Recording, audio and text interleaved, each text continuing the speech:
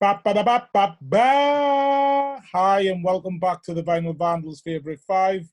You know your host now. My name is King Fred. Pass you across to. I'm John. You know who I am as well.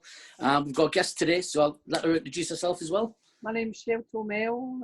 I'm from lovely sunny Glasgow, and I am a B-girl, rocker, popper, DJ, documentarian, just a hip-hop fan in general. Nice. Oh, nice one. Okay. Obviously, I came across you, Mel, by obviously follow you on Instagram on the Trainer Detective. So you obviously some of your videos that you've been doing through. I don't know if you do them all the time, but I've noticed them through lockdown. Cause that's how long I've known you. You're doing your little breaking moves. In chops, and is at the bottom of your garden with all those gnomes and stuff as well? Yeah. I've been doing a lot of stuff, especially during the summer. Right. It was great. Nice one. Okay. So a little bit about your history up there in Glasgow. I've been to Glasgow to a gig not so long ago. That was it 2 years ago now? Yeah, it would have been. Oh, nearly 2 years. A year and a half. 2 years ago now, yeah. Year and a half ago, and it was when the Gods of Rap were on with me, Riddler, and Julie went up. John was here, but the three of us went up for the Gods of Rap. Were you at that concert? Were you? I was. It was amazing, but I'm sure you'll probably say the sound was crap, but I loved it. I thought it was all right. I didn't think the sound was that bad. I mean, if you come to your gigs in Newcastle, the sound's terrible in Newcastle. It's like an hour or two, so to us it sounded all right. No, it was me. That was a brilliant gig. Yeah, I thought it was good. It's a nice venue. I've never been to that venue before. It was a nice venue. It was a nice vibe. The people were nice. We went in the afternoon. We went to the Yardworks. Yes, we went to the Yardworks. We loved that there as well. That's lovely as well, you know. He's picked an amazing, amazing weekend to come up with Yardworks being on, because normally they've been lucky with that. Like Gaz Mac, the last few years, the weather it's been a fluke, man. Yeah. So that day was amazing to go for Yardworks onto towards of that.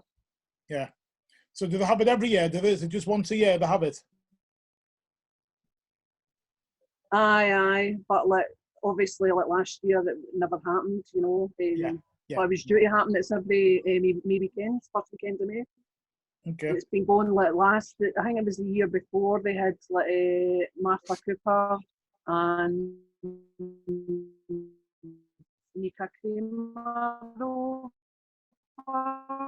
So that was incredible. But some of that work, it's amazing. And you've got some of your Newcastle guys like P Bad Taste Crew. He's been up painting it. Oh, right, okay, yeah. Nice one. So next time when all of this madness is behind us, it'd be nice if we jumped in a minibus, John, and we zipped up there with a few of us, you know what I mean, just to go for the weekend. Yeah. Instead of because we just drove up and drove back, you know, we just got up there early, went to the Yardworks, and then went to the show, and then drove home. Aye.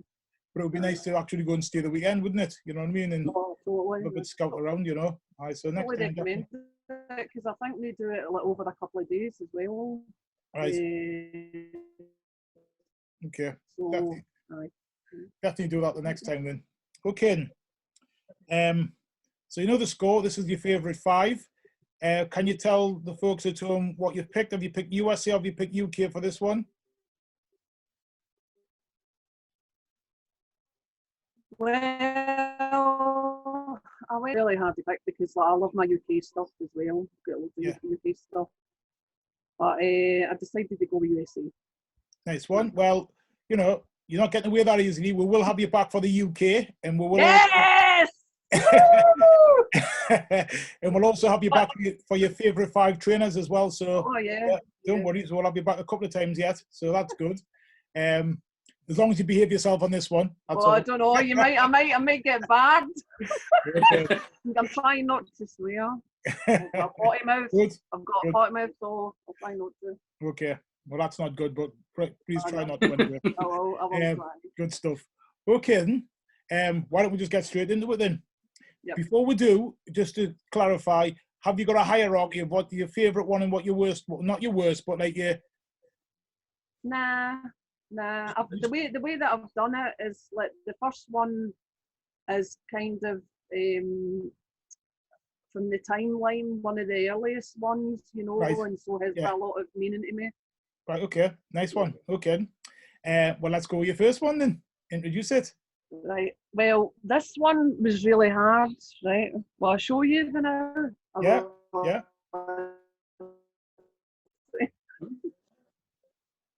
Roxanne Shanty, Nice one. Bad Sister. Yeah.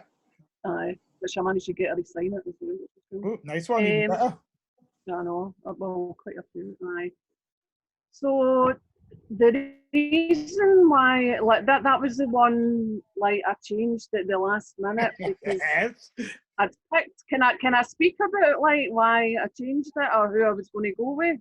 Well, you Can can I sort just of explain Do why? it. Do it. Yeah, go on. You can briefly mention No, but it. let me explain. Let me explain why.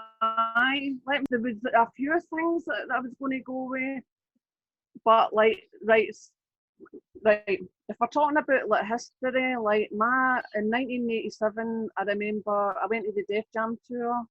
Oh, yeah. Public Enemy, LL Cool J, Eddie Bean Raheem and that, and I saw Salt and Pepper in the Tube, Yeah. and I was like Like you do. there's females. Who are they? Who the hell are they? So that's why I was going to. So I learned all the words. I knew the whole album inside out, whatever, and I was going to go with that. But I didn't because, like, as well, Roxanne Shanty, man, or her lyrics, she's miles better and stuff. But also, she was out in 1987 as well, like in the Colour soundtrack, Go On Girl. So I'm like, nah, Shanty, man. So I went with Roxanne Shanty. Aye. Good choice. Good choice. Gets my vote, definitely. Think she's mint. Yeah. Yep. Without a doubt. Yep. The only bad side was that snidey film that they brought out a couple of years ago. That was shocking. Did you see that? I did. How did you know? Why did you think it was shocking? I just thought. I think the trouble is a lot of these hip hop biographies aren't very good. I don't think they're very good. They don't do justice. Maybe they just want too much, but they just don't seem to give like justice to, in my heart, of what I think it should be. But maybe I'm wrong. You know. Right. Well, I quite enjoyed that one. Aye. Okay. Have you seen it, John? Aye, but I know like the thing, like, you know, the Get Down. No. I'm going to let you see. I've never heard that album either. You haven't heard that album? Ooh. No. Well, that's interesting. Are you not a fan? Like, are you not? Not that I don't dislike or anything like that. It's just it's one of them artists which I've just never got around to buying or listening. Well, obviously all the classic nights like that, but I've never bought one of her albums before. Interesting. Okay. I can't give you a reason why. It's not that I dislike her, but I don't know.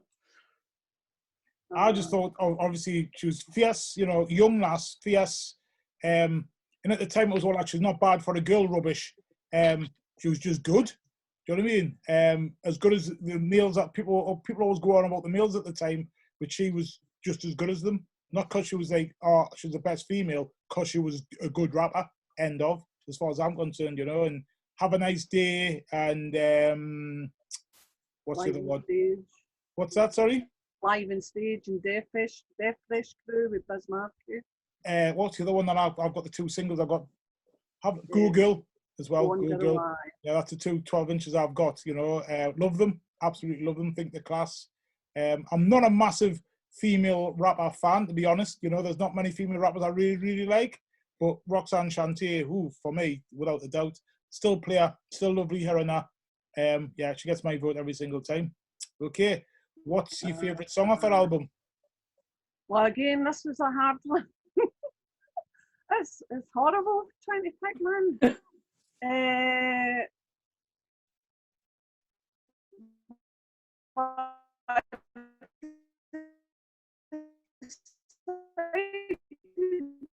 Go away.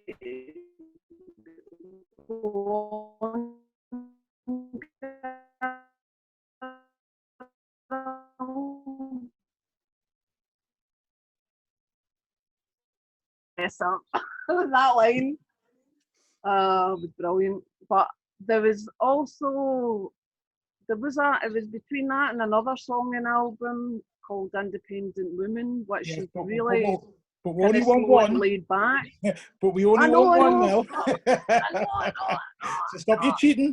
I've already let you have an album sneaked in there. So one song. Gotta be sneak. Go on, girl. Go, girl. Go on, girl. Yeah. Love that track. Yeah. Check it out, John. I think you like it. You know, yeah. Well, this is one of the things about this thing. It's after we've recorded and watched them, first thing I'll do is like tomorrow. Yeah. I'll go and I'll skip through YouTube first, and then if I like it, I'll probably buy it. So, yeah. I mean, obviously. Did you ever see the film? Sorry, I was going to say, did you ever see the film Colours? Yeah. Oh yeah. That was in it. The soundtrack. Aye. Yeah, I've got the DVD. Colours DVD. Yeah. Classic. Absolute classic. Yeah. Yeah. Okay. So, tell us, Mel, a bit about your hip hop history then. So, you know, living in Glasgow, it's not, you know, I know it has got a thriving, always has had quite a big hip hop scene. But for those who don't know, how did you get into hip hop up in Glasgow? You know, how long have you been into it? What made you get into it? Do you just want to share a bit of that with the folks? Yeah.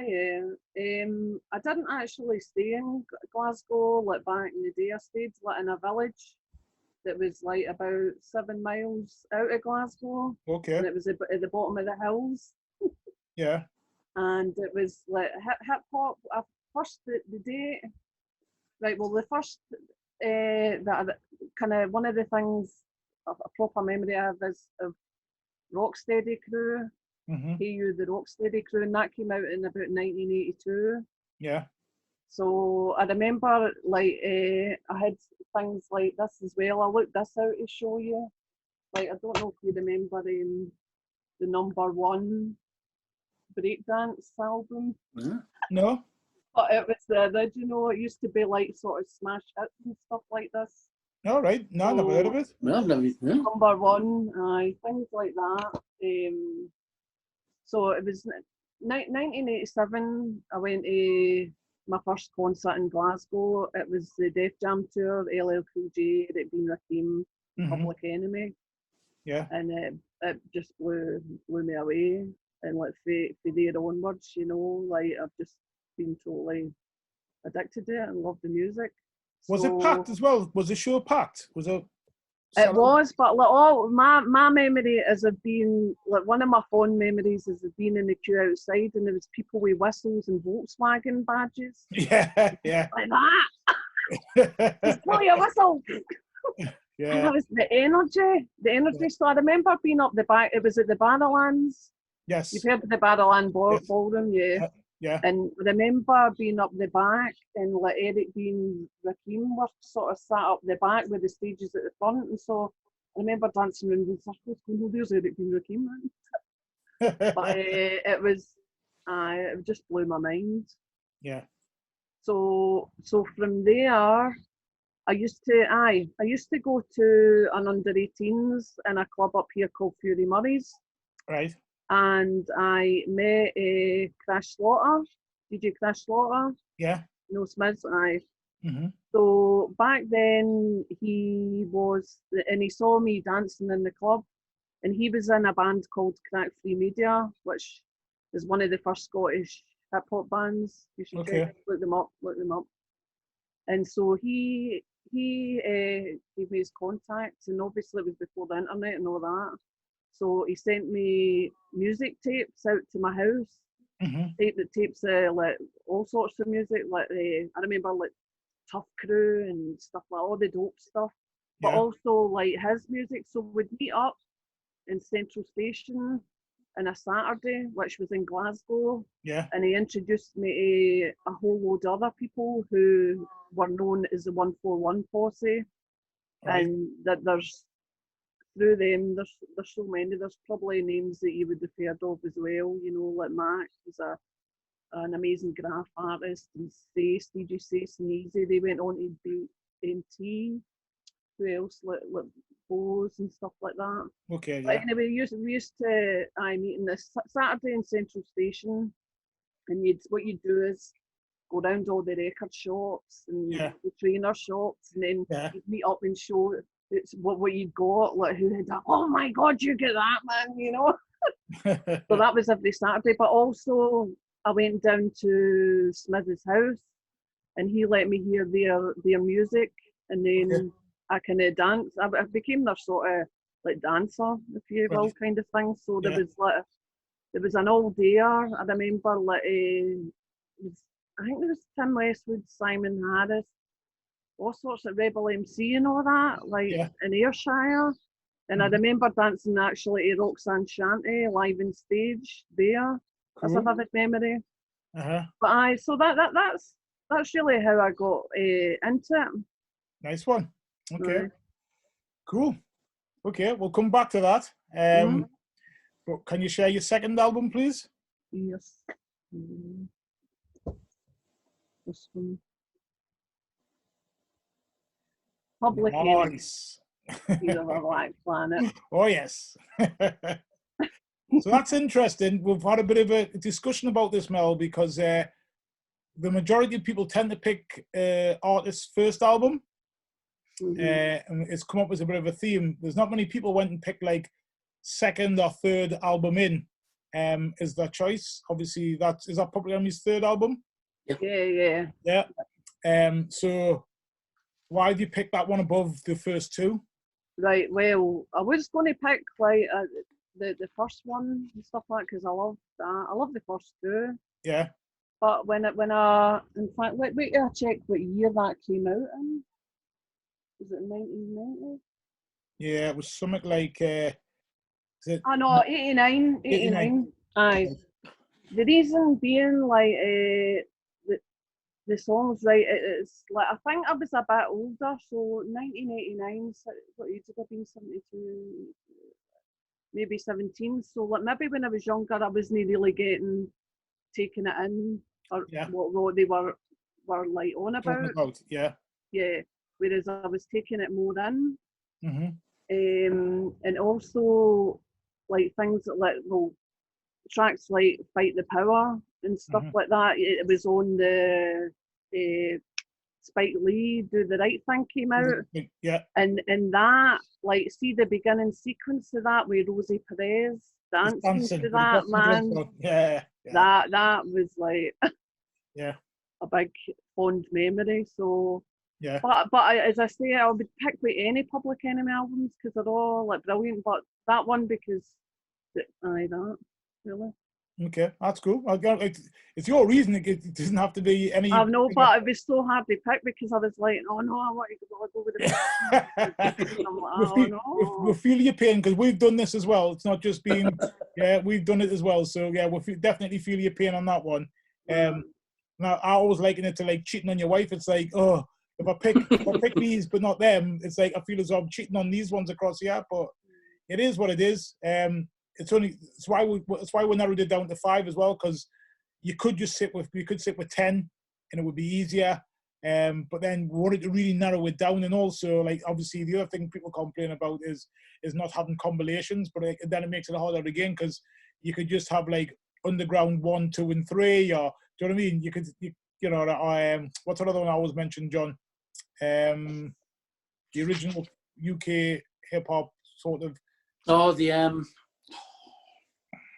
always goes out in my head, and I've got about 2 or 3 of them as well. The Hard as Hell or something. That's it. Hard as Hell, yes, the Hard as Hell ones. Yeah, you could just go Hard as Hell. And it covers sort of so many bases, but we need to narrow it down, and also to have a bit of context on it as well, like you've just said. You could have went for 1 or 2, but you were getting more conscious then and wanted to know more about the lyrics and that, so that's why you picked an album, which is fair enough as well, you know.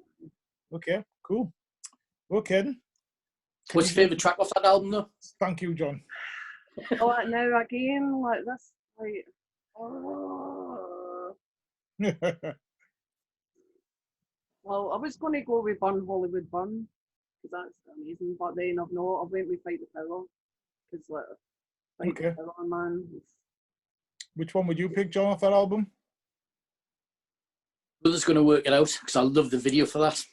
Right. I remember first...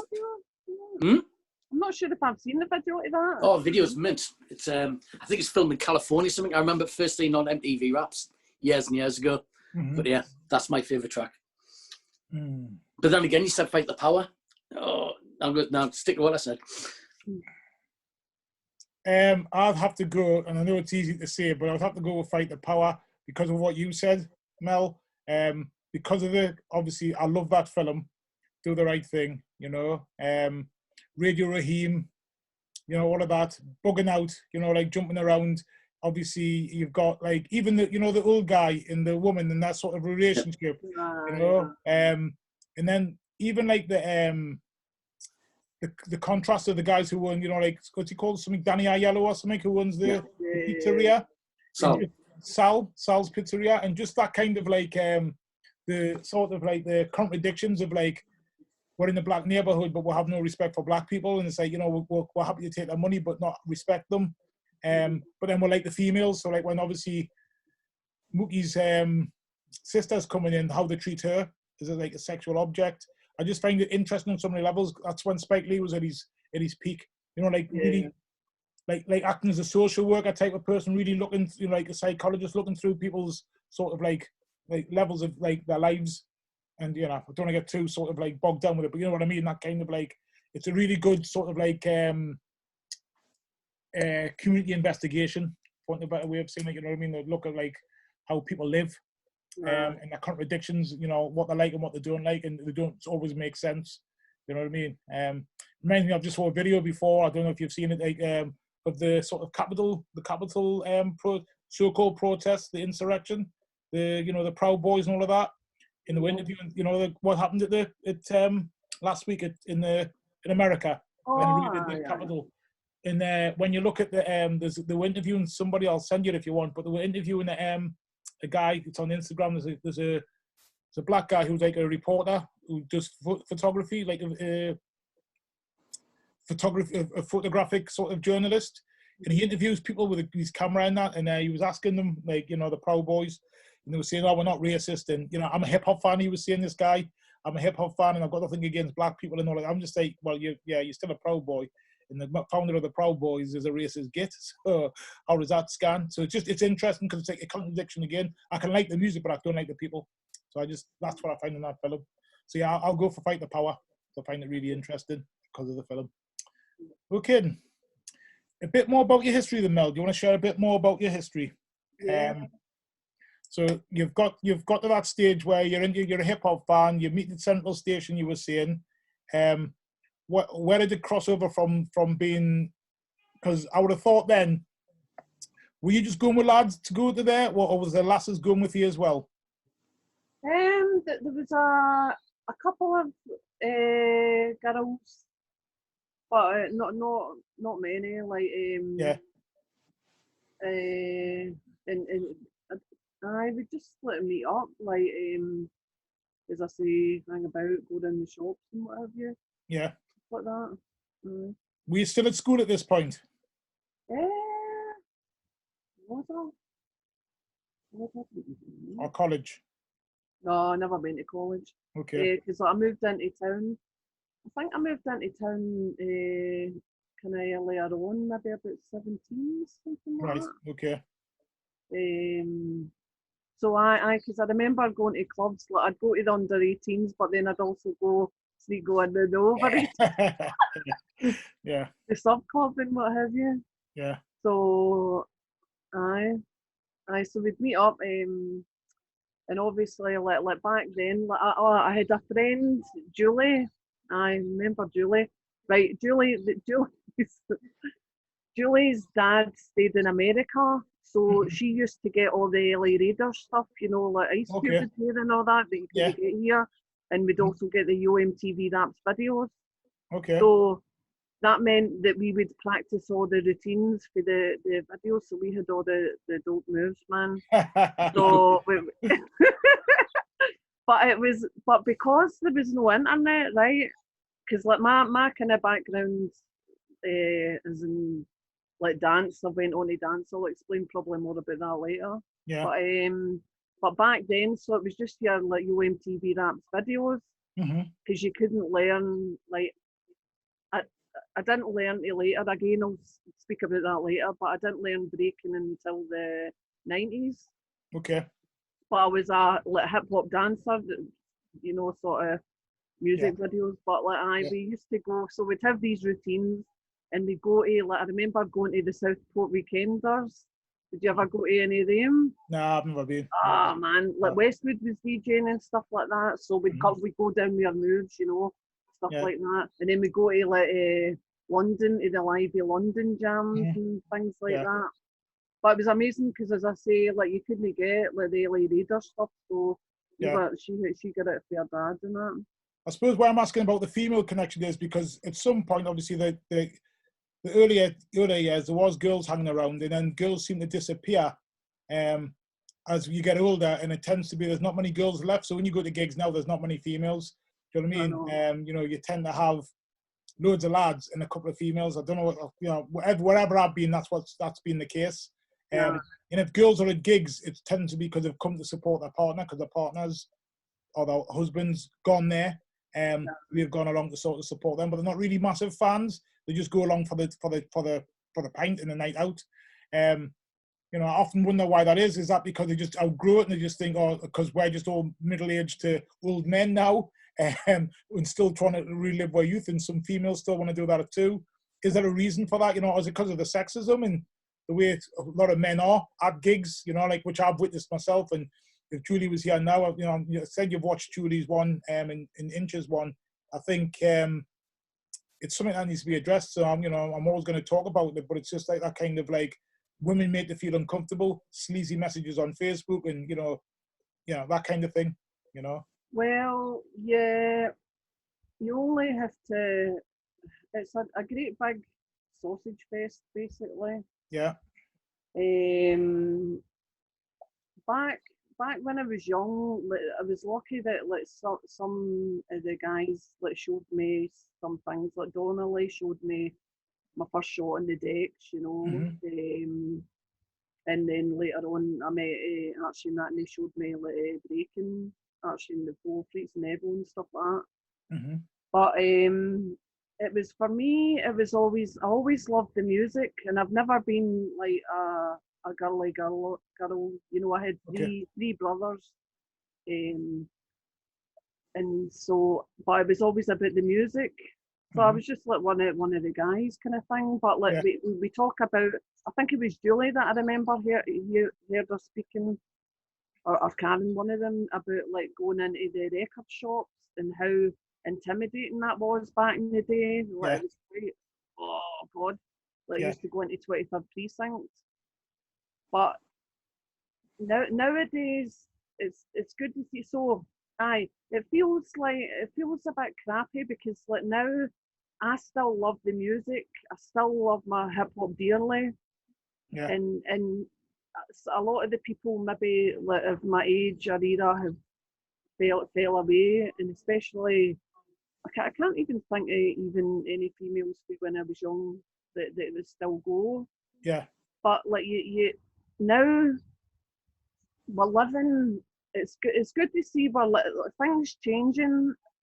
Obviously, it's a whole different world with the internet, and when they talk about like dance, like you've got like girls like B Girl Terra, man. She started off, and I don't know, she was like 6, 7, whatever it was, you know, and she's in the world stage. So many like dope female dancers come to mind. Mary Poppins, who else? But sadly, though, you only have to see what's going on in the last few weeks with the Rocksteady Crew, Crazy Legs, and the weird thing was, right, that really affected me because, well, it kind of. It affected me because like Rocksteady Crew was actually going to be one of the records that I was going to choose. Yeah. Because Rocksteady Crew, they were like, when you're talking about females, right, they were like the first kind of like dancers, breakers that I saw, and you had Baby Love, who was the first female breaker that I saw. So when I was in my room, like when I did still stay back at the village, I remember, like, do you remember the Rocksteady Crew cover that had the figures? I think Doze.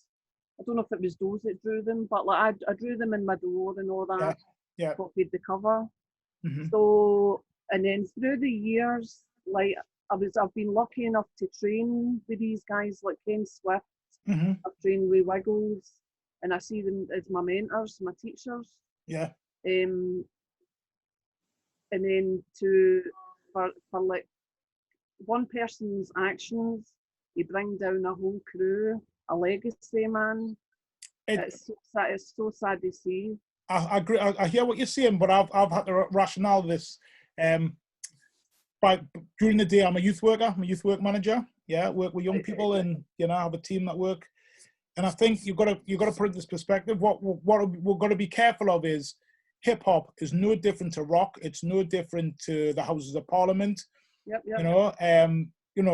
What I mean by that is wherever you work, whether you work for BT, whether you work for the gas board, whether you work, even in youth work, you're gonna find predators. They're always there. Okay, give them enough chance, they'll be there. Okay, so if they'll go anywhere where they can get access to young people or impressionable people. So and rapists as well. They're there all over the place wherever they can take advantage. So we have this sort of like this like romantic idea of what all hip hop, and we belong to that, and we're gutted when we'll find out that this one's done this one's done that, or we hear a rumor of it. So there's Westwood being accused, Rodney P's being accused of hitting women, this one's been accused of raping children, this one's been accused of raping children, this one's been accused of sexual exploitation. Unfortunately, if you take hip hop out of it and took it to somewhere else, like I've just said, like BT, the gas board, a council building, MPs, you're going to find the same thing. I think we need to put it in this perspective. It's men, unfortunately, mainly men, but also I heard on the news today that there's been a rise in females also, in the last year, there's been a rise in females sexually exploiting and abusing children as well. But in the main, it's men. Unfortunately, we're always going to get it because unfortunately that's what some men do. And I think we shouldn't fixate too much on the men that are in hip hop that have done it, and forget about how many great men and women are fans and also artists in the hip hop that have never done that. You know what I mean? I think that's what I'm trying to get at. I think it's just, I've been guilty of it as well. Don't get it wrong. I've been like, oh, not him. Oh, not him. You know what I mean? But yeah, we're gonna have them. Yeah, there'll be a lot more, unfortunately. But like, hopefully from it, like, a lot of change is going to come from it, because females are being heard, so and change, they're having to make a change. So right, see it coming. What we'll have to remember is there's always going to be predators where there's prey. And what I mean by prey is anywhere where people aren't looked after, or, do you know what I mean? So the trouble is, like you've just said, you've got people who are mentors who are teaching people who haven't been police checked. Do you know what I mean? Nobody knows what the history is like when they're not around everybody together, But these are people who are being teachers. You wouldn't let anybody else be taught in a school, or I'm also a martial arts teacher and boxing coach, and I have to be police checked to do them, rightfully so. So how can, I hear what you're saying, but how can people like Westwood get away with like the nonsense like he chats about, but it's still? I agree. I totally agree. But he worked for the BBC at one point. Remember that? You know what I mean? BBC, well known all over the world as a great broadcasting bastion of, you know what I mean? Yet they still had a lot of predators pass through their doors. You know what I mean? So I think what we need to be careful of is that if we want to, in the future, I'm not talking about the past because we can only learn from the past, but we can't keep looking over our shoulder. We need to learn from it. If you're going to do something like, say, the Glasgow yards that you were talking about before that we went to, if you're going to have something there where someone's going to be teaching graffiti or breakdancing, we need to make sure that police checked. Not just for youth workers like myself, but also for people who are teaching aerosol art, or people who are teaching, breakdancing or popping.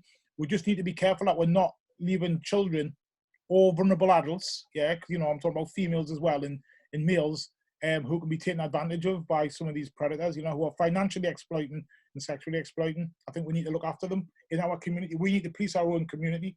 whatever that is. I mean, not just relying on the police and stuff like that, but we need to look after it as well. And not just giving it to someone because they're a good breakdancer or giving it to them because they're a good rapper or a good DJ. They have to be checked. Aye, but a lot of these, it was, this was known that it was going on, but like folk just didn't say anything, man. Yeah. And that's mental. Yeah. Mental. And that's probably loads more. That's aye, more. definitely. You know what I mean? Yeah. I mean, how many, you're talking about, obviously, like you say, there wasn't that many girls around. Girls would be relying on lifts off some of these men, you know what I mean? Some of these young girls, 16. It happened to Roxanne Shantay, didn't it? Let's face it. Yeah, happened to her. And the thing is, like, you talk about being a female, like back when you were younger, or like even like when you're older, like, and I think, again, Karen and they were talking about like guys speaking to them as if like they wouldn't know the music or whatever, and things like that, you know, and like folks thinking that you maybe just into it because you fancy them or something like that. Yeah. When it was never that, you just loved the music. Yeah. But because you're a female, you never are treated, and like in later years, like you're never.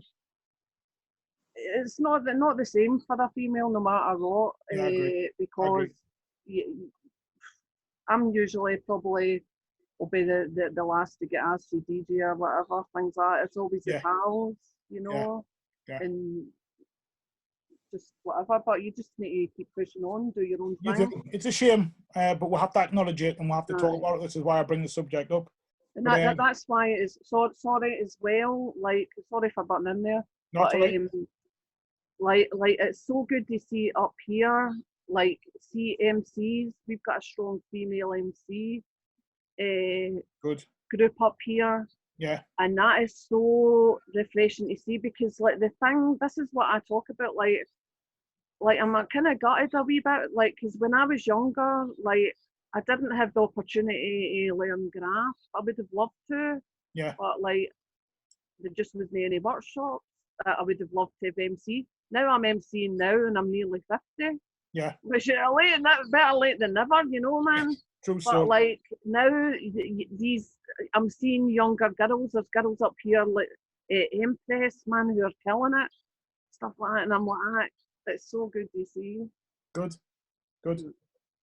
Well, but they need people like you around them anyway. Regardless of your age, obviously, with you being older, you can make sure that those people are all right and they don't get taken advantage of or disrespected, like what's like happened to you, like people. You walking into a shop and feeling intimidated. Hopefully they'll not walk into a shop and feel intimidated because you've got a back. Yeah. They'll probably not walk into the shop because there's no record shops left. Well, there's still some, but they can grab it from the air, can't they? All right. Thanks for doing. I think it's important to talk about that. Now, I don't want to put words in anybody's mouth, but I feel strongly about it, and it needs to be challenged. So thanks for sharing your experience about that. But we'll get back to the music. Yeah. Yep. With the next album, please. Right.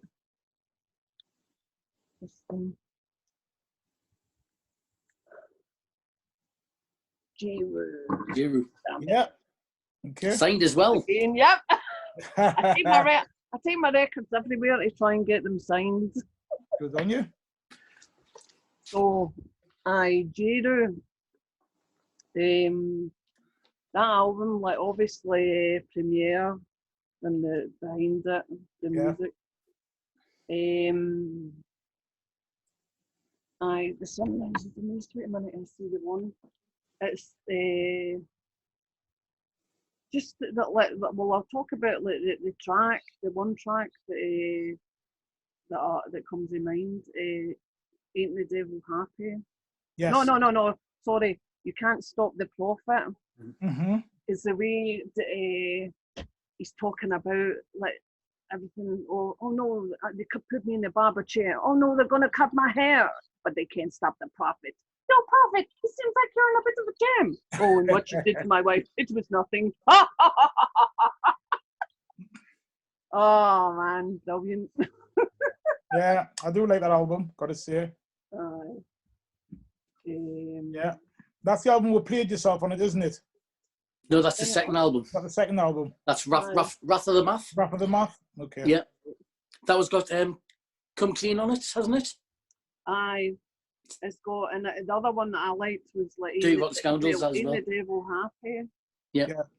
And My Mind Spray. Yeah. Got a freaky flow. Control the mic like Fidel Castro. Aye. So I've seen. He came up.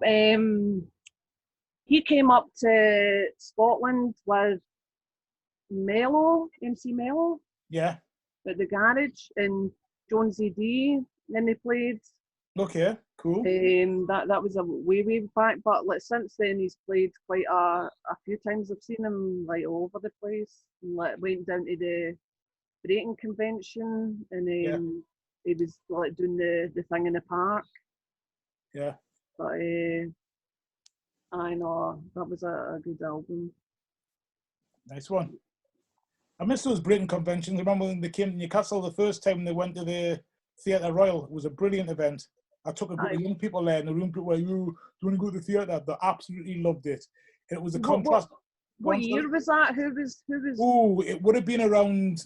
No, was it when Ken Swift was there? And yes, it was about 2007 or something like that. Because we came down for that one. Because like Ken Swift was doing a workshop, so that's right. You know the Bad Taste guys, don't you? Yeah. Because like I've actually got a strong link down there in Newcastle because I come down quite often. All right, didn't know that. Nice one. Ken Masters was hosting it. Aye. Yeah.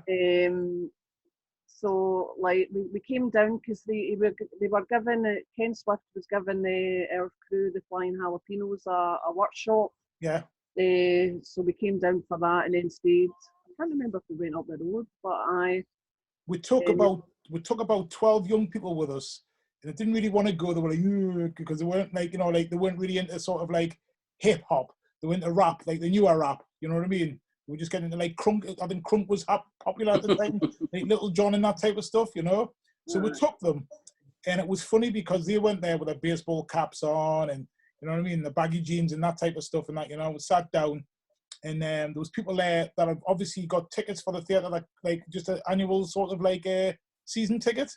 So you had people there like with fur coats on and in suits on, sitting next to kids with baseball caps on and that. And it was just, I looked around the place and you could see they were both uncomfortable. You could see the older people were uncomfortable but sitting with the young people. The young people were uncomfortable sitting next to what they call posh people and that. But when the show came on and the lights went down, everybody was loving it. Everybody was loving it. It was honestly, it was brilliant. I loved it. Absolutely loved it. That year was amazing. Like Salah's show. Yeah. Like everything about it, like the rock show that they did, Seven Gems, man. Yeah. It was incredible, and like Salah's show. Yeah. So because we'd met them up because they'd done Scotland, Edinburgh before Newcastle, I think. So that's how we'd met them up here, man. Right. But I tend to go to Breaking Convention. I used to go every single year down to Sadler's Wells for it in London. And because they do it over like 3 days, and the shows, I'm really into hip hop theatre, so some of the shows around the world were incredible, and like also they do the park jam, so like some of the park jams, you know, the lineup they've had like Son of Noise. I'm trying to think, Jero, he was there, tons of people, man, and it's free.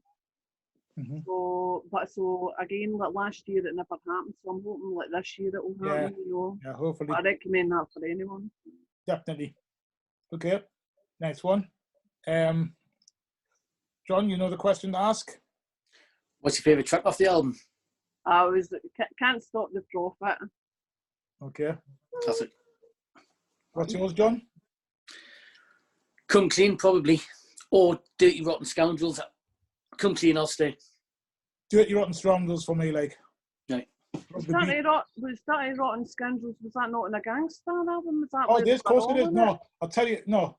Do you know what it was? Because like he was on and he goes, is that the one where Judy goes, cut you up like Edward says, the hand, you know, the program, I'm the motherfucking man. That was. Aye. I'll tap your jaw. That's not Dirty Rotten. Is that Dirty Rotten Scoundrels, though? Was that not in Gangstar? It's not The Gangstar album? That was the Posse cut off. Posse cut Hard off. to Earn. Yes. Yeah, 2 seconds. I'll tell you because I chose that album, didn't I? It's sort of like in two places, isn't it? It's sort of like two different beats. Yeah. I think it may be 3. Is it maybe 3? Yeah, it probably is 3. Yeah. But I love that. Kicks in with the double bass. Yeah. When J-Do, that's what I was going to say, but that was when I first heard J-Do, and I was like, whoa. Yeah. Who's this? Yeah. And then I saw the video, which is the one I was talking about, because, I love my martial arts. So when I saw the video where he does you're playing yourself, and, I think I've seen that. I've not seen it's mint. The video is amazing. It's like proper kung fu, isn't it? With proper kung fu. Afu Raw. And it's all got the sort of like their dub voices. Yes, I have. All right. I'll make you watch it. Have a check out on YouTube. It's class. Absolutely class. You played yourself. Yeah. And they do like somersaults over a wall and, proper like old school martial art film. Yeah. Oh, well, we'll check it. Wait there. I think, Fred, that track that we said is not the original. Yes. That's what it's called. Yes, yeah. That's what it's called. Yes. Yeah. Yes. I forgot the title of it. So there's the second track on the album. Wrong, yeah, but I know it's the right song, but yes. Yeah. Because I was between, I would have thought that I was nearly picking Gangstar as well, I did. Like Gangstar, Can't have them all. I know. What I would say is, out of the 5 you picked, only one of them has been picked before. So you picked well there, All right. Yeah. No, well, that was the thing. Like, there was, when I was looking at like Ken's, I'm like that. There's so many that I was, and looking at Karen's, I was like, man, they're ones I would have picked too. Like EPMD and so many. The thing is, it's your 5, so who cares what anyone else has picked? True. So. Okay. Too late now. Just quickly go a little bit about. You were going to talk a bit about your dancing. Yeah. So later, like say 90. We'll fast forward to about 90. Battle of the year 95, right? I saw, so through then, up until then, I was teaching in the community? I think I was, because I used to teach dance, and I did actually, because I was working with a company called Project 1192, who started in 92, and I brought the kind of hip hop to them, so we did work in the community, teaching and performing, blah, blah, blah. Kind of like stuff like yourself, social work and things like that. And then 95, I met this guy. In fact, no, it was 94. 94, sorry. I went to Under Pressure. Have you ever heard of Under Pressure in Livingston? No. It was an event that this guy Ease, that Brian Mullen put on. Now Livingston is kind of like in the middle of nowhere. It's kind of like in a big housing place in the middle of Edinburgh and Glasgow. Yeah. So it was kind of a bizarre place to have it. It was in a school gym, but the lineup of people that were there, like you had, have you heard of Storm, B-Boy Storm, B-Boy Evil? These are like top guys, right? Yeah. Tough Tim, you maybe heard of Tough Tim, he was UK. But like all these guys, right, they were the breakers that were there, but also you had graph artists from around the world. You had, I think Phase 2 was there. Okay. He's died now. And then you also had the music side. You had like a Two-Tone Committee. You had the guys, the NT guys, DJ and Easy. And so all this happened in the gym in Under Pressure 94. So I saw these breakers and I was like, whoa. Like, they were amazing, and it was the first I'd kind of maybe seen proper like live breaking. Yeah. So fast forward, I got to know the guy who organised the event, and he showed me Battle of the Year, and I got to meet Archie and Brian, who were the Floor Freaks in Evo, and they showed me videos. They gave me videos and stuff like that, and they showed me some basics. So I was never an amazing B girl. I was like, I knew some stuff, Yeah. But So that's 95, that's what it was. So I saw Battle of the Year 95, and there was a female in the crew called in Actual Force, who's a French crew, and her name's Karima. And again, I was like, whoa, because there wasn't very many female B-girls at the time. And so that blew me away and totally inspired me. And fast forward, I learned some stuff, and I got involved in part of a crew called Flying Jalapenos. Okay. Next year we celebrate our 20-year anniversary. Nice one. Some feet. So, I learned B-girling, and then later I learned popping, because again, these things, there was no internet, so I couldn't learn these things. So I came to them later on, whereas you can learn whatever. And so I've trained with tons of people, you know, like Mr. Wiggles. I'm still training now. I take class. I learn every Saturday night. I do class with Boogie Frantic, and he's based in America, so it's like 1 o'clock in the morning and I do my popping.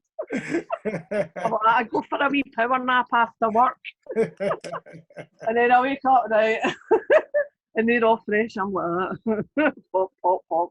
And then I've stopped also the weird thing, right, so I've done popping, I trained with Wiggles since for probably about 10 years, and then I was popping, but I never really, I sort of gave up breaking as I got older, you know. Yeah. But then recently, in lockdown, I posted this clip, man. I was like, I'm just going to rock, man, do some top rock and that. And see the feedback I got, man, it was mental.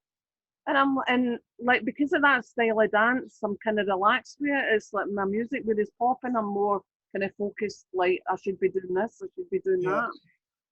And so I've hooked up with this guy, another guy who's like a triple OG, he's older, he's 62, man, he can move, he's one of the original rockers. So I'm learning from him as well. So I'm just constantly learning. And then, good for you. Nice. And then last January, before the lockdown happened, I was down your way for a week, because I was at do you know the lawnmowers? Oh yeah, I was there. Right, well, I performed. Did you go to the Saturday afternoon? No, we were there for a week. Right, it was part of the breaking convention. Right, okay. Open Art Surgery, and we worked with 2 mentors, and then we performed. I created a solo, but there was Bad Taste. They did one as well. The group, and we performed. Is it Dance City? Yes. On the Saturday night. Right. No, I went to the Saturday afternoon at the lawnmowers, but I didn't go to the Saturday night. So that was good. I'm so glad that I managed to do that before lockdown, especially because it was in January. Actually, forgot about that. That was probably one of the last things that me and my wife went to. You know what I mean? It was we went to that, and then lockdown. Yeah, I forgot about that. And Julie went with her daughter and her granddaughter. She went as well. Yeah. Nice one. So, talking about Newcastle, I'll take it way back a wee bit. I just remembered that we came to Newcastle. Do you remember Professor Griff in the last Asiatic Disciples? Yes. Well, we came down for that because they played up the road. Yeah. And we were the dancers for the group that supported Zulu Syndicate. So they were getting signed or something by them. Syndicate. So we came down to Newcastle. Yeah, that's right. And I remember spending the night in Newcastle train station. We'd know where to stay. But I love Newcastle, man. Love it. Good stuff. Okay, next album. Oh, yeah. Right, I'm trying not to steer. I'm rated R. Signed as well. Signed yeah. I got to meet him, right? I was so chuffed because Redman's one of my favourite MCs. Well, you're in good company because he's definitely one of my favourite MCs. Love him. Well, if you take it, you've seen him a few times, man. I've never seen him. The last time I was... I've never seen him live. I me and my friend had tickets to go, and my car engine broke. I couldn't go. I couldn't even give me tickets to go. So the people who wanted, it was in Manchester, because they never come to Newcastle, you see. They go to like Manchester or Leeds, and then they go all up, the fly across us and go to Scotland, like Glasgow. Or Bristol and that, things like that. They never come up here. Never come here. Man, he, like, the energy for that guy is incredible, man. Like, see him in Method Man. Yeah, that's the gig. One of my all-time top gigs at nice. the O2. Yeah. Just like, I've been with him for the beginning, man. Yeah, like when he came out, the album, I was like, what? Again, I'm trying not to swear, but you know, and he was like, I made it out. You can. The best part about it, I got AIDS, bitch. I can only do the ugly women and all that. You know, it's wrong, but it was funny. It was funny and wrong. Yeah. No, man, but aye. You can't. Yeah, for me, yeah, he's one of my favorite MCs of all time. Just think he's. And I said that was my favorite album as well, didn't I? When I did my video. Yeah. So. Did you? Aye. Yeah, it's an album and a half. Well, he just That's my favorite album by him. But yeah, but I do like his other albums as well. But in saying that, I like the one with the goodness on it. But the only thing that I hate now is that he doesn't bring it out in vinyl now. Yeah. Stuff, yeah. Man. It's all CDs, isn't it? Aye. But I've mostly got CDs by him, to be honest. I think that's the only album I've got by him on vinyl. The rest of them are on CD. Muddy Waters 2's coming out soon as well, isn't it? Yeah. But a couple of tracks sounds alright, but it's not Nah, he's trailed off, hasn't he? Let's face it, he's trailed off. But yeah, he still does some decent tracks though. Aye, still comes out. Let's see that video, man. He slapped the shit out of you. That was. And it's class, isn't it?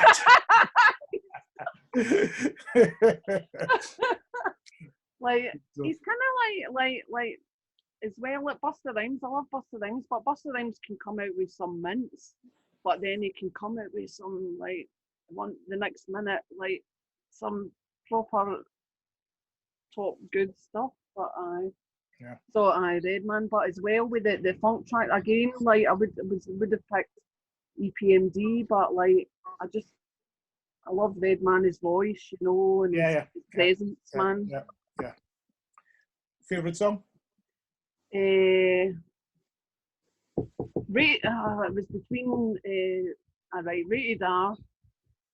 Okay. Rated R, because it was between that Time for Some Action. Time for some action. That's what I chose. Okay, nice one. Next album, last album.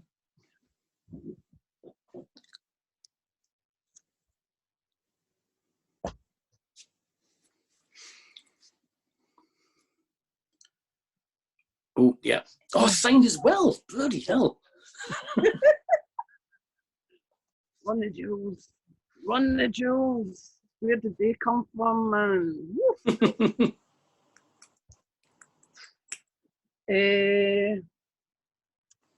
I got to see them was it a year or two ago in Glasgow was their last gig, and like Danny Brown was with him, and it was mental. Danny Brown just took all his clothes off and basically threw them into the audience. Even was watching all that, it was just so hyped, the energy.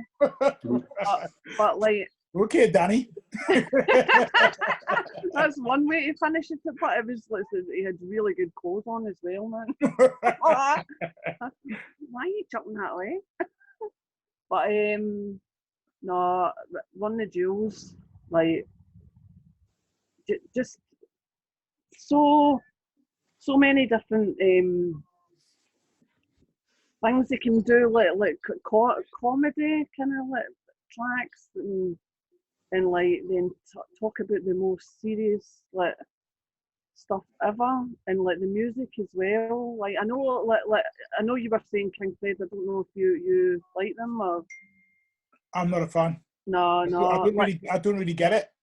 Aye, well that's it's funny that you say that, because like my pal Woody, like he's not really feeling them either. But like I don't know, I just love them. what happened was somebody told us to get the album, and I thought, right, you know what I'm going to do? I'm just going to go and buy them. So I bought 1 and 2 together, and I put them. I thought, because to me it sounds a bit mumble rappy to me. Really? What, the lyrics or the music? Both. They're not mumblers, like. You know that new sort of sound, that sort of new way of rapping. It's just got a bit of that to it. I don't know what it is. Not every single song. And there was that song recently. Remember the last time it's off a film or something, John. And I said, I quite like that song. Oh, the one for Black Panther. I can't remember. It had did it have smooth on it, nice and smooth on it or something? Oh, Ooh La La. Aye. Yeah, Ooh La La, Wee Wee. Yeah, Aye. that's all right. But and I've checked obviously Killer Mike from his days with the Dungeon Family, Outcast and that. And I love Outcast. I didn't really know him through. Yeah, that's why he came out. He came through them originally. You know, he's from Atlanta and that, and came through the Dungeon Family with Outcast and Goody Mob and that. And I like watching Killer Mike when he does his documentaries on Vice or when he's on own stuff. But I can't get with it. I don't know. I probably need to listen to them again. What about the LP stuff? LP? Have you heard LP solo stuff? I've never checked them out. I've got some of his. Yeah. Aye. Some that's. I think that's what you might not like. You might not like some of his stuff. I don't know why. Okay. But have you heard that track? Have you heard the track with it's Danny Brown, Mr. Motherfucking Esquire, and that is it? Daz. Is that on RTJ3? No, it's just that it's a 12-inch. All right. I remember what it's called. That's a really good track. It's like a kind of posse cut, you know. Right. Check that out. Right. Nah, go on. You can just carry on talking. It just over my head. Right. Well, I'll pick my track. The one I went for, what's the name of it again? It's called Thursday in the Danger Room, and it's the subject matter. It's so serious and like so deep. I'm like that because he's talking about. I just wrote some of the lyrics down, right? Because it's like how do you look in the eyes of a friend and not cry when you know that they're dying? How do you feel about yourself when you know sometimes? No. How do you feel about yourself when you know sometimes you had wished they were gone? Not because you didn't love them, but just because you were too weak to be strong. You couldn't bear to see someone who prided themselves in their strength to be weak. The cruelty of randomness holding for ransom their life and they're feeding their dreams. You see that they're fighting and know that they're losing, but still you make jokes and you laugh. You know, in spite of the sadness, that you better get the good times while they laugh. And they're talking about, like, that's the LP's verse. And they're obviously talking about, I think, maybe, like, when you hear Killer Mike's verse, I think it's about a guy who was shot for a chain, you know, and one of their pals. And just, like, talking about that. Sorry, that's my kid there. Shut the door! Shut that door. And like brutal honesty, man.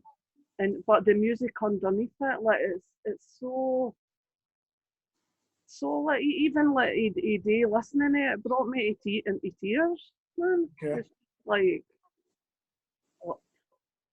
But and then the next minute they can be talking about DICK in the mouth all day, you know? It's like, how can you go from one extreme to the other? It's like, but like that one, Okay, John?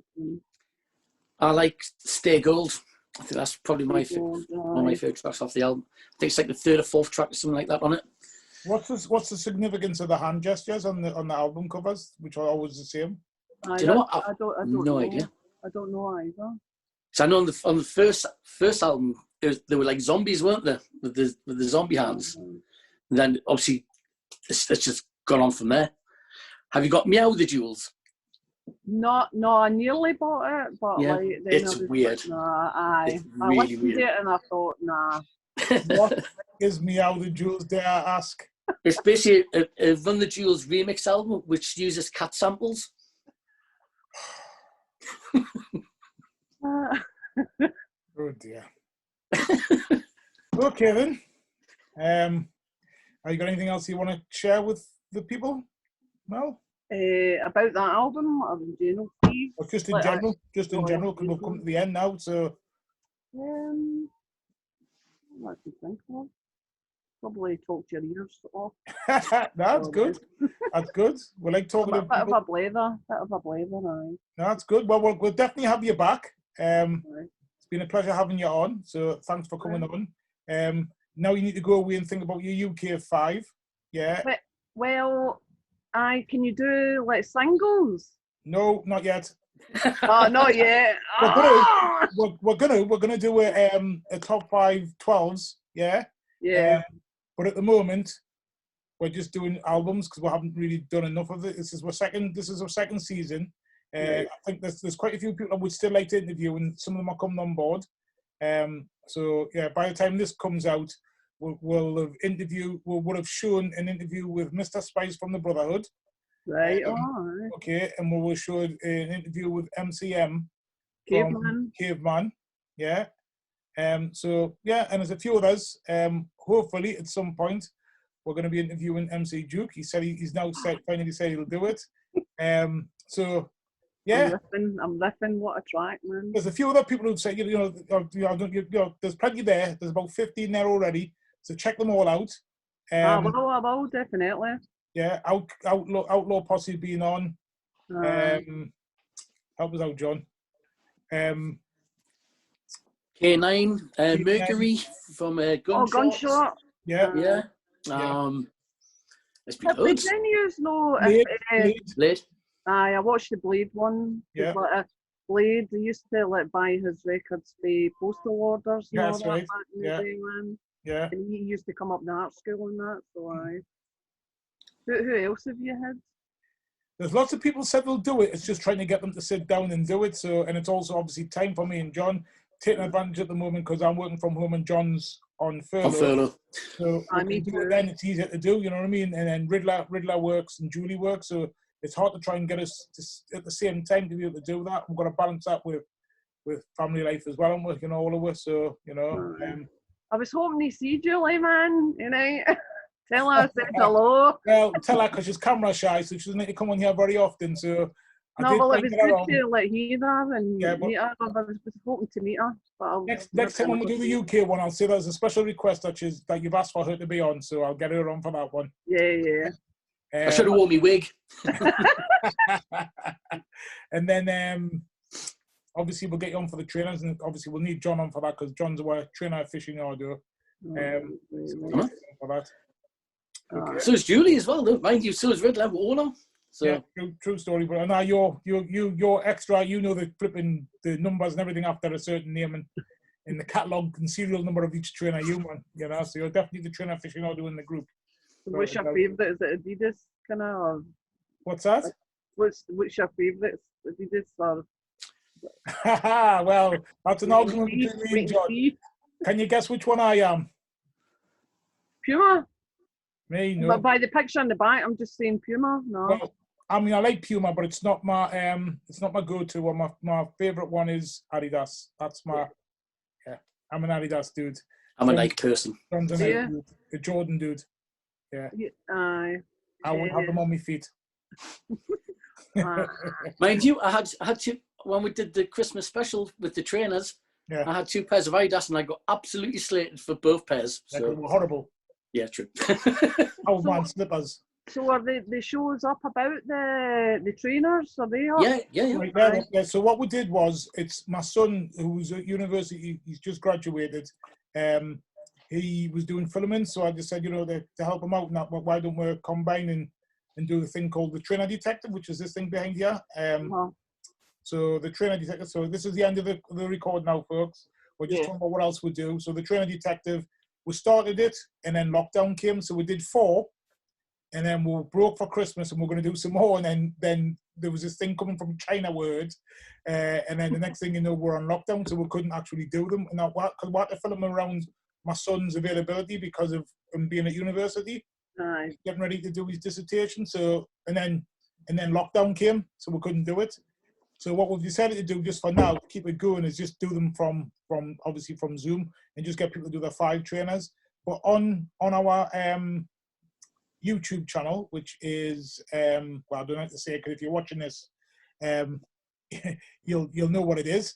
But on there, there's 5. It's 4, isn't there? There's 4. There's one with John, one with my friend Sean, the trainer restorer. There's Jermaine, and there is, who's the 4th one again? Ooh, sorry if I've forgotten there. It's just totally gone off my head.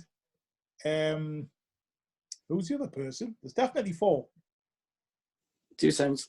Should have been 5 because I've done one, but my file got corrupted, so we couldn't use it. It was Lisa, wasn't it? Lisa Bond. Lisa, of course. Sorry, Lisa. Yeah. Sorry, Lisa. So yeah, Lisa did one as well. So they're there. Go and watch them. I will. Yeah, have a look at them. My 5 have totally changed from that one though. Yeah. So we're at the end. Have you got anything last words to say, John? Just thank you very much for taking your time to speak to us. It's been good. I've enjoyed it. No, thanks a lot for having me on. I've really enjoyed it. I was a bit nervous at first because, believe it or not, talking is not my thing. Dancing is my There's one thing guaranteed. I always say this, and everybody will say the same. We've only done these because of lockdown to keep our mental health and our spirits up. But I don't. I talk at work. I prefer not to talk. I'm always like to be in the background when I like organising things and helping with stuff. But I like to be in the background. But actually, it always feels comfortable on here because wherever I go, if I went to Glasgow and I was sitting in the bar and saw you as a hip hop fan, would start talking about hip hop, and I'm comfortable talking about that. Like rap, hip hop, graffiti, whatever. Just basically b-boys and b-girls always get together and just talk about trainers and everything else. So that's all we're doing on here. Just comfortable, isn't it? Just talking about stuff that I would talk about in the bar. So, shout out to everybody who's been on. Shout out to the people that have said they're going to be on. We're still waiting. People like John Dyer keep saying he's going to be on. We'll get you all on one day anyway, but thanks for joining me. So, that's goodbye from me. A picture of you before we go. Yeah, of course we can. Right. You ready? Yeah, and I'll let you know when this is coming out. I haven't worked out when it's going to be out, but it'll be about mid-February when this comes out. Yeah. Okay. Cool. Thank you very much. You. Thank you. Yes. See you soon. Peace.